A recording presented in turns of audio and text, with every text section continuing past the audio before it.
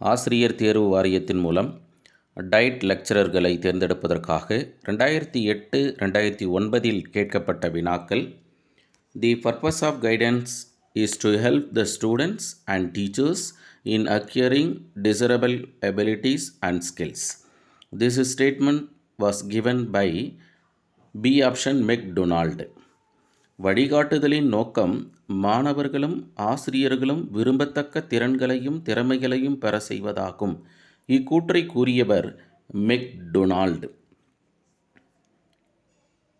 தென் நடமாடும் பள்ளிகளை குறிப்பிட்டதும் மெக்டொனால்டு தான்.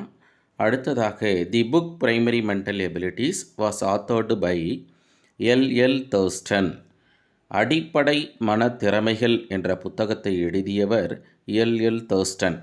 பேக்லி என்பவர் கற்றல் மாற்றத்தில் தியரி ஆஃப் ஐடியல், நோக்கத்தின் அடிப்படையில் கற்ற மாற்றம் நிகழ்கிறது என்று குறிப்பிட்டவர். தாண்டை ட்ரையல் அண்ட் எரர், முயன்று தவறி கற்றல் கோட்பாடு. மேலும் கற்றல் மாற்ற கோட்பாட்டில் ஒத்தக்கூறு கோட்பாடு, ஐடென்டிக்கல் தியரி. தென்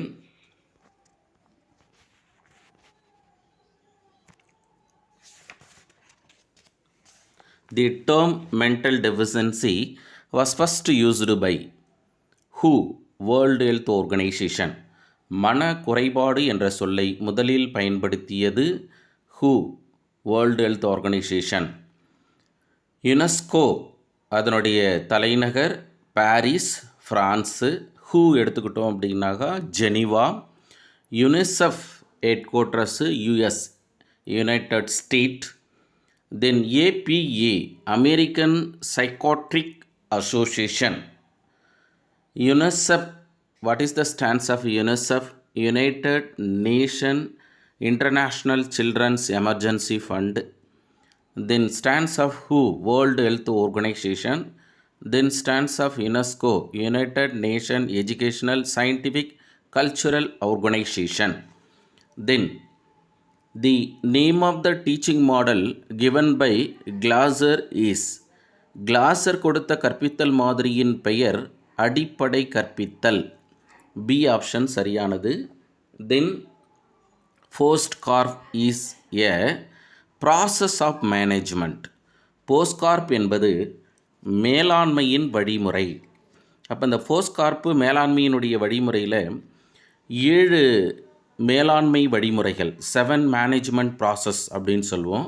அந்த 7 என்ன சார்னா, P stands for process, O stands for P transfer of planning, then O stands for organising, S stands for staffing, D stands for directing, then CO stands coordinating, then R reporting and B budgeting. There are 7 management process to the educational sectors. And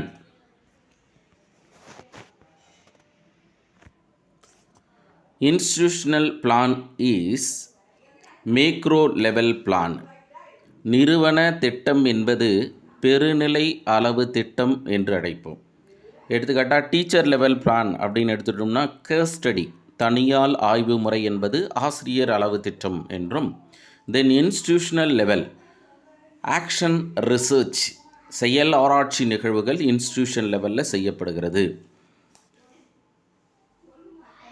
then UGC, NCERT, NIEPA, NCTE, CBSE, CIET, CABE and RIOE are autonomous educational organizations in India. UGC, NCERT, NIPA, NCTE, CBSE, CIET, CAP மற்றும் RIOE என்பது இந்தியாவில் உள்ள சுய ஆட்சி அல்லது தன்னாட்சி கல்வி அமைப்புகள் என்று அழைக்கிறோம்.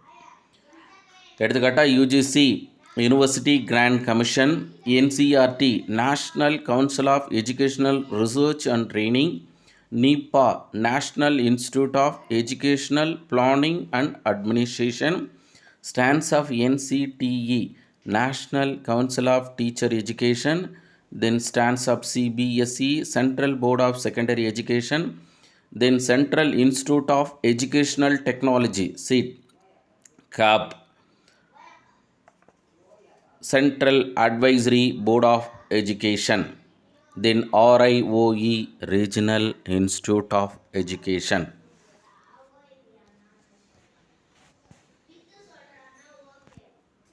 Then the principles of utility is the most important principles underlying formation of curriculum.